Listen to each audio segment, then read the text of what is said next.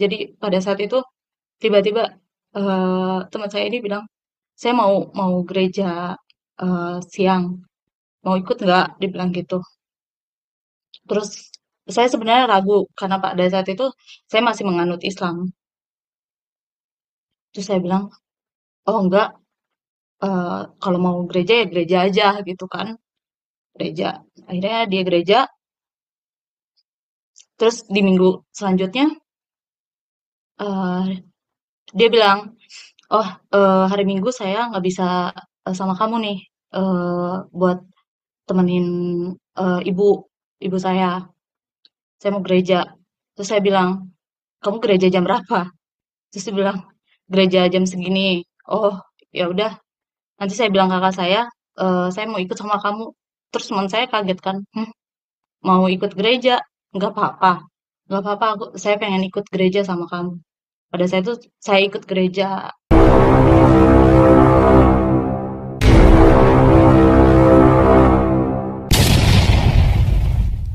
Saksikan video berikut.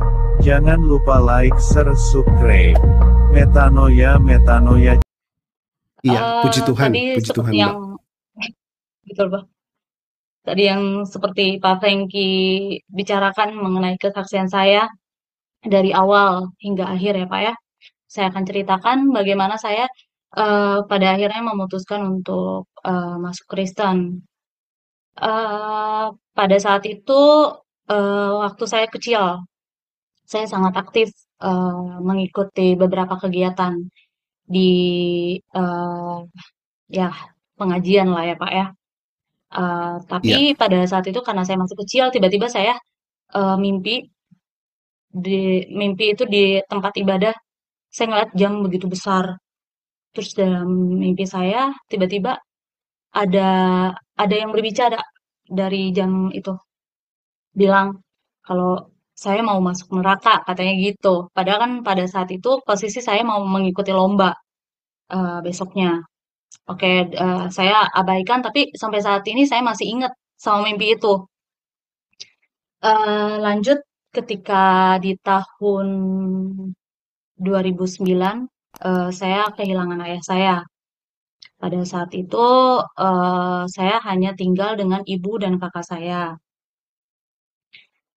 Keyakinan yang kami anut masih sama, eee, juga nggak ada perubahan, ataupun petunjuk pada saat itu. Masih sama, saya menjalankan keyakinan, yang dianut oleh orang tua dan kakak saya sejak lahir. Di tahun 2013 kebetulan saya, hidup atau bersosialisasi dengan berbagai, lingkungan pertemanan dengan berbagai keyakinan. Jadi keyakinan teman-teman saya tidak tidak seluruhnya sama dan di 2013 itu juga saya terkena musibah. Musibah apa pada saat itu? Yaitu ibu saya terkena stroke. Saya merawat ibu saya sama kakak saya pada saat itu. Saya sambil bekerja, sambil mengurus ibu saya yang terkena stroke. Di situ saya jadi banyak lebih punya banyak lebih waktu untuk beraktivitas di luar kegiatan kerja. Karena pada saat itu selain saya kerja, saya urus ibu saya yang sakit. Saya juga kalau weekend nggak pernah kemana-mana, jadi hanya ada di rumah saja. Tuh, pada saat itu kan kondisi hati sakit ya, ngelihat seorang ibu sakit, terus saya rawat sendirian karena kakak saya harus kerja. Saya punya banyak waktu buat berpikir, eee, bukan berpikir ya, merenungkan segala nasib. Kok rasanya saya diuji segitu dalam ya Tuhan. Setelah kehilangan ayah, saya harus melihat ibu saya yang sakit, terkena stroke, dan saya merasa seperti bertanya-tanya, kok ujian saya bertubi-tubi? eee, ketika teman-teman seusia saya, eee, sedang asik belajar, kuliah, atau bekerja, bisa lebih konsentrasi. Tapi saya justru rawat ibu saya yang sakit. Saya weekend juga nggak bisa main kemana-mana, cuma bisa di rumah rawat ibu saya yang sakit. Terus, mmm,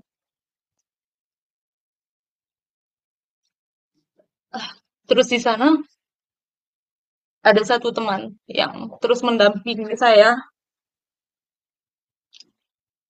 mmm, jadi pada saat itu, karena kondisi tidak memungkinkan untuk saya bekerja, saya sempat berhenti kerja, urus mama saya selama 3 bulan, sampai betul-betul pulih, bisa, apa, bisa makan sendiri. Setelah 3 bulan saya, akhirnya keterima kerja, saya sempat galau, ini siapa yang harus, kontrol mama saya. Ya maksudnya saya berterima kasih Kak, dengan rekan saya pada saat itu. Mmm, dia yang membantu saya secara tidak langsung menjaga, mengontrol maksudnya, mengontrol mama saya. Jadi, dia yang kasih kasih makan mama saya, karena pada saat itu benar-benar cuma saya yang ngerawat. Terus, apa hubungannya pada saat itu saya seperti dipertemukan dengan Tuhan Yesus. Eee, teman saya ini yang seolah, apa ya,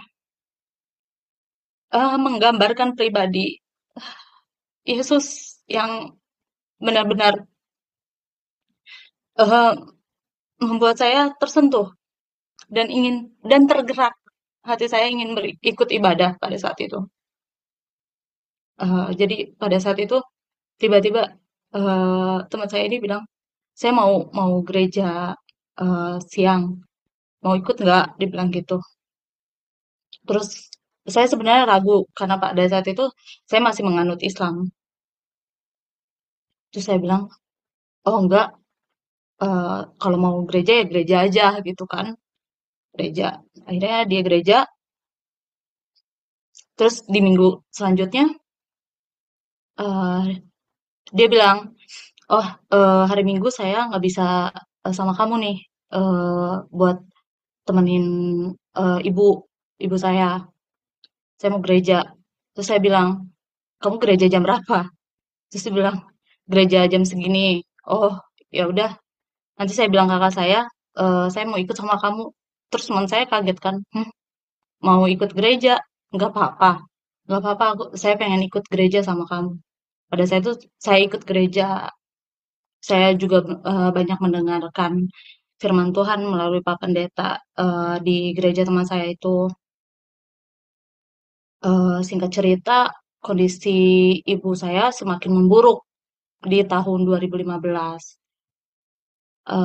Saya juga sudah kehilangan komunikasi dengan teman saya. Perjalanan saya juga mengenal pribadi Yesus pada saat itu juga terputus. Saya tidak banyak eh, mengikuti aktivitas gereja. Tapi di tahun 2019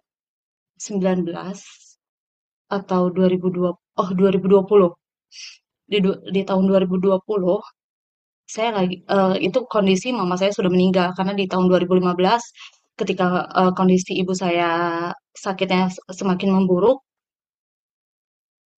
ibu saya meninggal di bulan Agustus 2015, tepatnya tanggal 25. Di tahun itu saya benar-benar apa ya, eee, merasa hidup saya hampa. Saya nggak merasa tidak ada tujuan gitu kan. Eee, rasanya kayak beda aja dari dari ketika ada ibu. Meskipun rasanya waktu itu, eee, saya nggak punya apa ya, nggak punya tujuan juga karena saya hanya fokus untuk mengurus ibu, tidak ada tujuan dalam artian untuk melanjutkan kuliah ataupun mencari kerja. Tapi eh, ketika di tahun 2015 itu saya coba cari kesibukan untuk kerja sambil eh, event-event SPG gitu. Eh, Lalu di tahun 2020 mungkin karena saya merasa eh, kangen banget sama mama saya. Tiba-tiba saya mimpi. Di mimpi itu saya ketemu sama ibu saya. Dan di mimpi itu saya ngeliat ada satu bangunan di bukit yang benar-benar bagus banget. Saya ketemu ibu saya dan waktu itu di dalam mimpi ibu saya benar-benar cantik, pakai baju putih-putih. Terus saya tanya, saya deketin, "Mah, saya dalam mimpi itu bukan bilang, "Mah, saya kangen," gitu, bukan. Padahal dalam hati saya tuh, saya benar-benar kangen sama ibu saya. Tapi saya di mimpi itu malah bilang, "Mah, eh, bangunan itu kok bagus?" Aku bilang, "Itu apa?" Terus di situ mama saya bilang, "Itu Pentakosta." Terus saya bilang, "Pentakosta." Selama saya mempelajari Kristen itu, saya nggak tahu itu Pentakosta apa.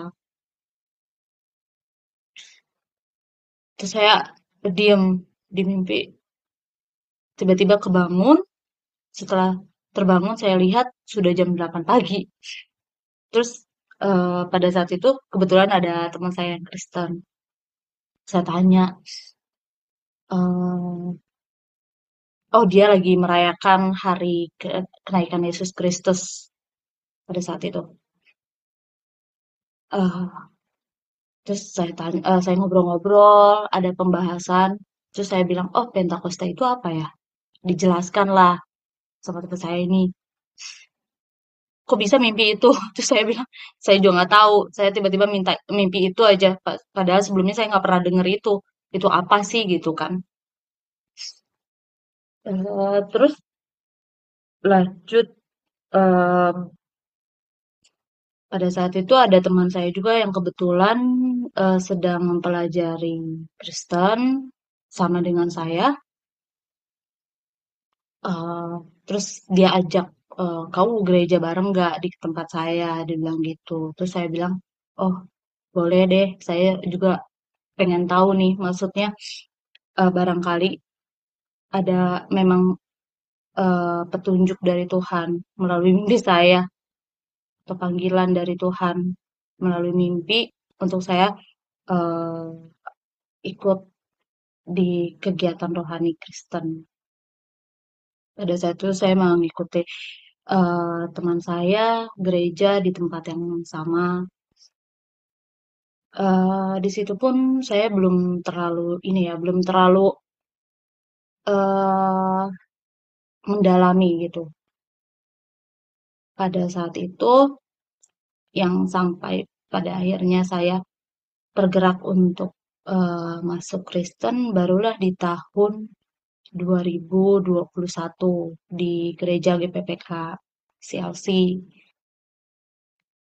Itu karena saya merasa bahwa kenapa saya bisa teryakinkan, itu karena saya merasa bahwa selama ini banyak keajaiban Tuhan yang tidak pernah saya kira. Ya, salah satunya melalui mimpi itu saya diberikan petunjuk seolah mama saya eh, ingin saya berada di jalan Tuhan. Saya menyimpulkannya seperti itu, ya itu karena yang saya percayai terlepas dari orang percaya atau tidak dengan cerita saya, ya itu pengalaman pribadi saya. Itu yang saya rasakan. Kenapa saya bilang bahwa eh, Kristen adalah agama yang saya rasa eh, baik buat saya karena saya banyak melalui cobaan, ujian, dan selalu dipertemukan dengan teman-teman yang baik dengan saya itu melalui ajaran Yesus Kristus. Saya selama ini eh, di, dikuatkan oleh teman-teman saya Kristen. Saya merasa seperti mereka memberikan pelajaran hidup melalui eh, perilaku secara eh, langsung gitu, nggak hanya teori aja gitu, mempraktekannya langsung ke saya. Dan saya merasa semenjak saya masuk Kristen pun, saya seperti diberkati banyak kasih sayang,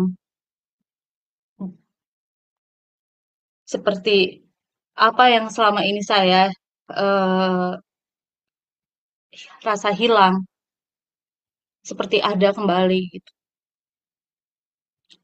Kalau kalau misal teman-teman bilang bahwa, oh, kamu masuk Kristen ya karena kamu em, kehilangan kasih sayang dari orang tua, terus kamu merasa Tuhan itu nggak ada buat kamu. Ya salah. Justru saya merasa Tuhan itu ada melalui teman-teman saya yang percaya gitu. Saya merasa selama ini diberkati banyak hal itu karena selalu diingatkan oleh teman-teman saya yang percaya gitu. Kalau misal teman-teman saya yang kemarin bilang atau yang merasa bahwa em, pilihan saya salah, kenapa ketika saya pada saat itu kehilangan, tidak ada yang mencoba mendekatkan diri ke saya untuk sekedar mengingatkan. Malah justru orang yang percaya, yang justru mengingatkan saya sampai membuat saya juga ikut percaya. Eh, ya mungkin pesan dari saya juga untuk teman-teman melalui video ini, saya bukan, saya bukan, selama ini saya em, bukan sedang mengkhianati Tuhan saya, tapi selama ini saya mencari apa yang saya rasa hilang, yaitu kasih dari Tuhan. Em, dan baru kemarin saya melakukan peneguhan iman di gereja saya. Terus saya kebetulan dapat firman yang sangat em, pas dan saya rasa menjadi bekal untuk hidup saya ke depannya. Di itu Filipi 4 ayat 13. Segala perkara dapat ku tanggung di dalam Dia yang memberi kekuatan kepadaku. Ya, ketika saya mendengar firman ini, saya rasa kok kok sangat ini ya, sangat saya tersentuh membaca ini dari banyaknya ujian yang selama ini saya tanggung, yang selama ini ada itu hanya Tuhan gitu. Dan saya juga terima kasih kepada teman saya yang pada saat itu ada untuk saya, mengingatkan saya untuk percaya bahwa saya nggak sendirian pada saat saya merawat ibu saya nggak sendirian, saya bersama Tuhan. Dan pada saat saya kehilangan ibu dan keluarga yang saya sayang, saya percaya bahwa Tuhan yang ada pada saat itu. Hmm, eh,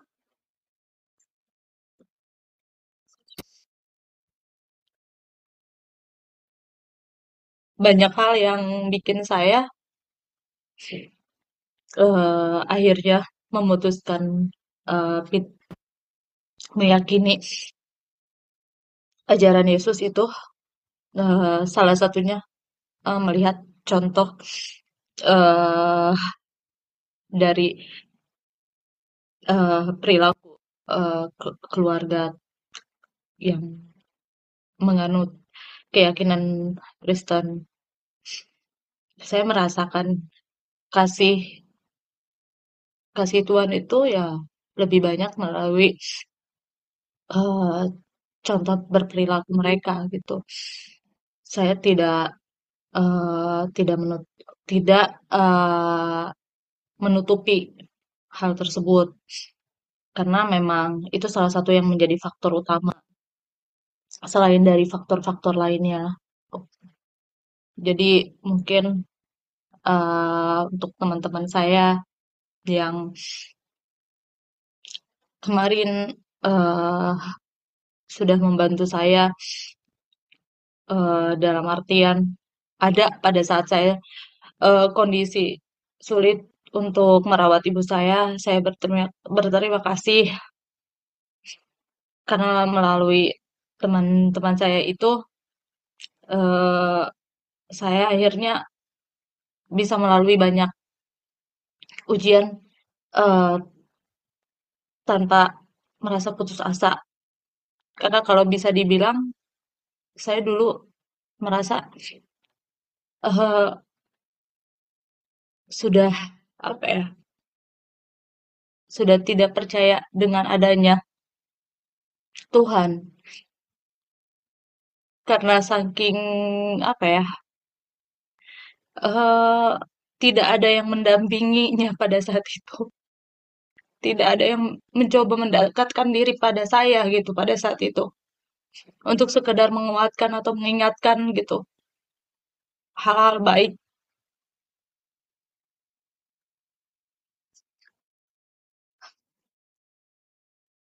Dan pada saat saya waktu itu lagi kenapa bisa viral di TikTok juga saya kaget ya. Pada saat itu saya mendengarkan lagu apa Tuhan Yesus tidak berubah. Itu lagi viral banget lagunya kan di TikTok tuh saya kok lucu lihatnya maksudnya kayak anak-anak kecil yang nyanyiin tuh saya tanya ke teman saya, "Ini lagu apa?" Itu biasanya lagu anak-anak sekolah minggu yang nyanyiin gitu. "Oh," saya bilang, terus saya itu mungkin kalau untuk orang yang, sekilas hanya mendengar musiknya aja, mungkin hanya lucu-lucuannya aja gitu kan, karena, di-remix musiknya gitu. Tapi kalau saya jauh lebih daripada itu, saya mendengarkan liriknya, Tuhan Yesus tidak berubah. Ya, saya merasa bahwa Tuhan Yesus tidak pernah berubah.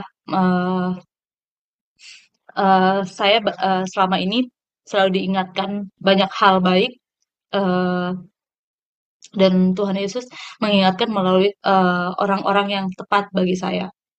Mmm, Kalau saya, flashback lagi selama ini, saya merasa kehilangan, sosok sosok keluarga saya.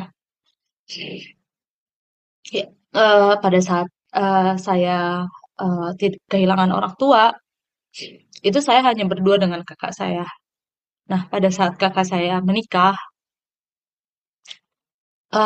kebetulan kakak saya menikah dengan, eee Muslim, namun keluarganya Kristen.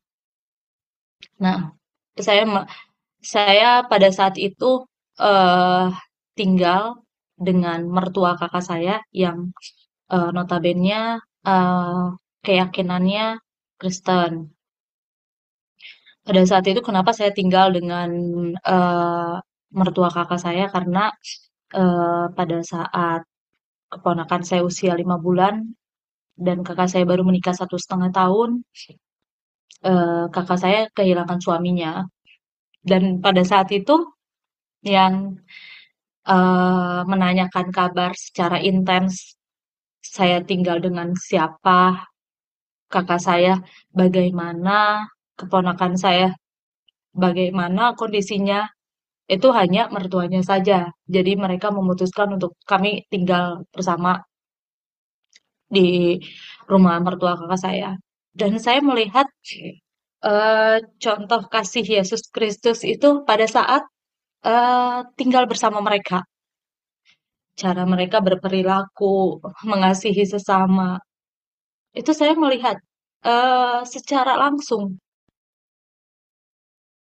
tanpa ada tanpa ada, paksaan. Pada akhirnya kenapa saya, dibaptis di Agustus 2021, itu karena saya merasa semakin yakin, dibe diberikan, kesaksian langsung melalui perilaku mereka. Eee, Anggaplah saya bukan siapa-siapa bagi mereka, tapi mereka mengasihi saya seperti seorang anak sendiri. Padahal kalau, mungkin pada saat itu, mereka mau, itu mereka tidak perlu harus, repot-repot lah istilahnya ya, memikirkan kondisi saya atau kondisi kakak saya.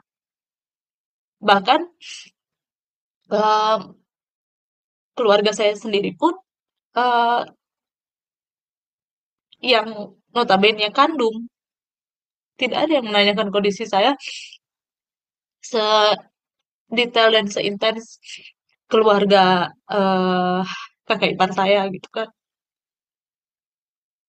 Ya, saya sampai saat ini masih masih apa ya, masih nggak nyangka, eee, melalui melalui orang-orang percaya saya bisa pada akhirnya meyakini, eee, bahwa ajaran Tuhan itu yang baik untuk saya. Dan sampai hari ini juga saya masih terus belajar karena, eee, saya harus harus berproses lebih baik daripada sebelumnya. Dan saya juga, semakin hari semakin yakin bahwa saya sudah ada di jalan yang baik menurut saya. Meskipun tidak mudah yang saya lewati, karena melalui video yang viral, ya banyak juga cibiran yang, mengatakan bahwa saya, meyakini keyakinan saat ini itu hanya karena, berdasar pengalaman, saja. Dalam artian, saya tidak punya bukti kuat, bahwa apa yang saya yakini ini, terbaik di mata mereka. Tapi saya kadang balesin sih chat-chat dari mereka yang bilang bahwa, kepercayaan saya ini, menyimpang dan lain sebagainya. Saya bilang bahwa kepercayaan itu tidak pernah bisa diperdebatkan, karena karena judulnya saja kepercayaan. Nggak mungkin, kamu nggak percaya, dan saya percaya harus didebatin, nggak bisa. Semuanya itu melalui proses dan tidak semua orang melalui proses yang sama dengan saya. Ya bisa ditarik kesimpulannya bahwa, hanya orang-orang yang Tuhan pilih yang bisa, menganut, ajaran kasih Tuhan. Itu pun, saya tidak dalam waktu setahun 2 tahun melewati banyak hal, untuk pada akhirnya saya meyakini, Yesus sebagai juru selamat saya. Melainkan 2013, sampai saat ini berarti terhitung 9 tahun baru saya memutuskan untuk, dibaptis, seperti itu. Mungkin kalau untuk dari saya, eee, cerita pengalaman, pada akhirnya saya menganut Kristen, segitu sih, Pak.